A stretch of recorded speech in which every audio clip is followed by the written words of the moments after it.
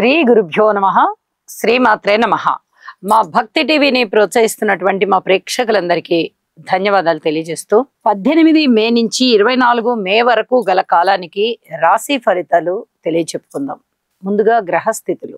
మేషంలో బుధుడు, వృషభంలో రవి గారు, అలాగే గురువు గారు వచ్చేసి మిథున రాశిలో, కర్కాటకంలో నీచ కుజుడు, కన్యలో కేతువు, చంద్రుడు మకర రాశిలో, శని శుక్ర రాహువులు ముగ్గురు కూడా మీనరాశిలో ఉంటూ ఉండగా, వారాంతంలోకి వచ్చేటప్పటికి రాహు యొక్క గమనము వక్రం కావడం చేత కుంభరాశిలోకి వచ్చింది, కేతువు యొక్క గమనము సింహరాశిలోకి వచ్చినది, అలాగే చంద్రుని యొక్క స్థితి మేషరాశిలోకి వచ్చినది, బుధుని యొక్క స్థితి వృషభ రాశిలోకి వెళ్ళింది.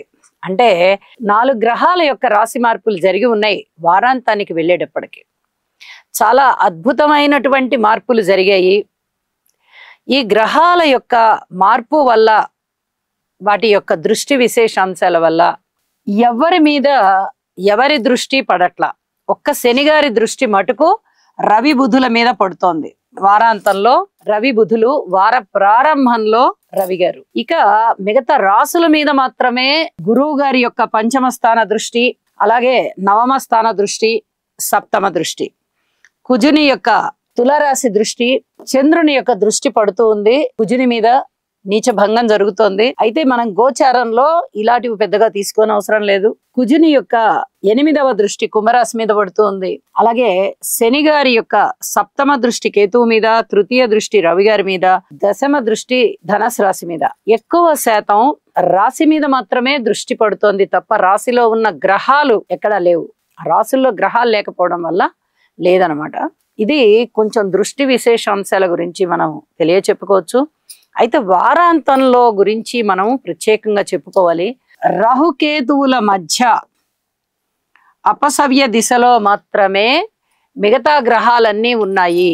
ఇది చెప్పదగినటువంటి విశేషాంశము. అలాగే వృషభ రాశిలో రవి బుధుల యొక్క స్థితి పడింది. గురువు గారి యొక్క స్థితి మిథున రాశిలో ఉంటూ ఉన్న కారణం చేత వచ్చింది. మిథున రాశిలోకి వచ్చి ఉన్న కారణం చేత ఇక్కడ మిథున రాశికి బలం ఏర్పడింది. ఇప్పటి వరకు గురువు గారు వృషభ రాశిలో ఉన్నారు. వృషభ రాశి నుంచి మిథున రాశిలోకి వచ్చి ఉన్నారు. చక్కటి బలాలు ఏర్పడుతున్నాయి ఇక్కడ. ఇవన్నీ కూడా చెప్పదగినటువంటి సూచనలు. ఎందుకు ఏర్పడుతున్నాయి? గురువు గారు వృషభ రాశిలో ఉన్నప్పుడు శని గారి యొక్క 3వ దృష్టి పడుతూ ఉంది. కానీ ఈ 18వ తారీఖు కన్నా ముందుగానే గురువు గారి యొక్క రాశి మార్పు జరిగి ఉన్న కారణం చేత గురువు గారి యొక్క స్థితి శని దృష్టి నుంచి తప్పుకుంది కదా, కాబట్టి చాలా చాలా బలోపేతమైంది. ఇక రాశుల్లోకి వెళ్దాము. ఏ రాశికి ఆ రాశి ప్రత్యేకమైన విశేషాంశాలన్నీ తెలియచెప్పుకుందాము. మేషరాశి. మేషరాశి వారికి 3 గ్రహాల యొక్క అనుకూలత మాత్రమే ఉంటూ ఉన్నది. ఇక్కడ 6వ స్థానంలో కేతువు బాగున్నారు, దశమ స్థానంలో చంద్రుడు బాగున్నారు, ఇక వ్యయస్థానంలో శుక్రాచార్యుల వారు బాగున్నారు. ఈ 3 గ్రహాల యొక్క ఉన్నతి మేషరాశికి బాగుందని చెప్పచ్చు. అయితే మేషరాశి వారికి ఏలినాటి శని ప్రారంభమైంది. ఇది మటుకు చాలా జాగ్రత్తగా ఉండవలసినటువంటి గ్రహస్థితి అని చెప్పాలి. జాగ్రత్తలు తీసుకోవాలి ఎక్కువగా. బుధాదిత్య యోగము వారాంతంలో వృషభ రాశిలో ఉంటూ ఉన్నప్పటికీ, ద్వితీయ స్థానంలో ఉంటూ ఉన్నప్పటికీ ఇక్కడ శని గారి దృష్టి పడుతూ ఉన్న కారణం చేత ఈ చర్మానికి సంబంధించి, రక్తానికి సంబంధించి, అలాగే కుటుంబానికి సంబంధించి, ధనానికి సంబంధించి ఇబ్బందులు చాలా ఉన్నాయి. వీటన్నిటినీ ఓర్పుతో వ్యవహరించుకుంటూ వెళ్ళాలి. ఔషధ సేవ చేసుకోవాలి. అలాగే ఈ ఆర్థిక ప్రణాళికలు కూడా చాలా వరకు జాగ్రత్త పడాలి ప్రణాళికల విషయంలో. అలాగే కుడి కంటికి సంబంధించిన నొప్పులు, బాధలు ఉండేటటువంటి అవకాశం ఉంది. ఎవరైనా కానీ కంటికి సంబంధించి ఆపరేషన్స్ చేయించుకోవాలి అనుకున్నట్లయితే ఈ గ్రహాల యొక్క దృష్టి ఉన్న సమయంలో కాకుండా ఈ రవి బుధుల యొక్క రాశి మార్పు జరిగిన తదుపరి ఈ కంటికి సంబంధించిన ఆపరేషన్స్ చేసుకోండి అని చెప్పి ఒక సూచన తెలియజేస్తూ ఉన్నాను.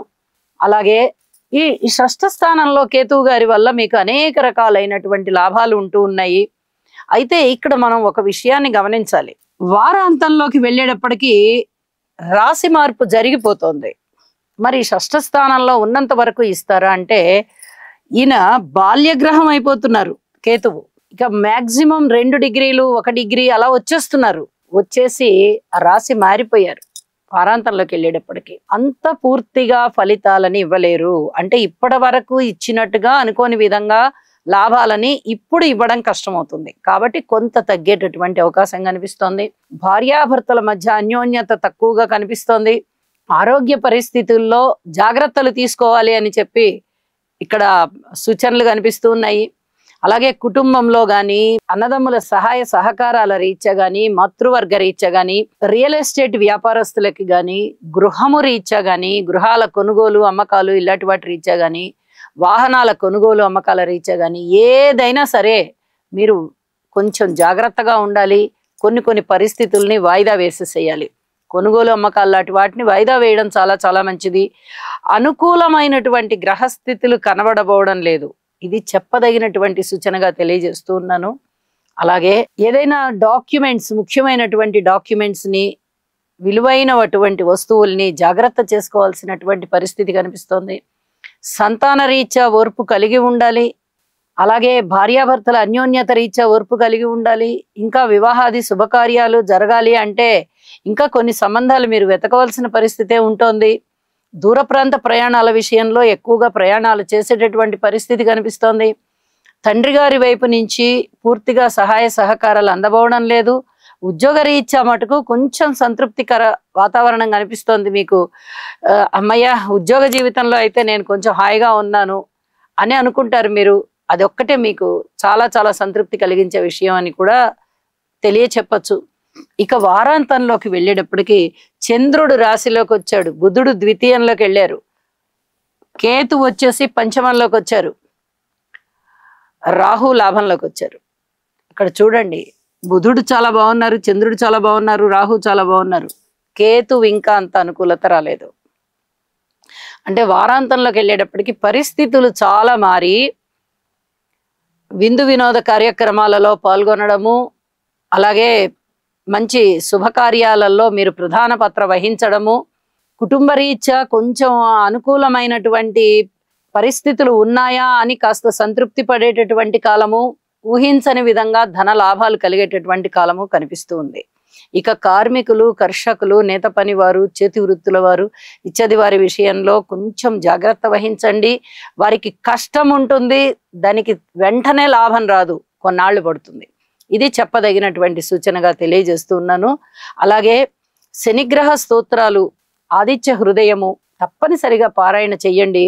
మీకు అనేక విధాలా బాగుంటుందని చెప్పి తెలియజేస్తూ శుభం.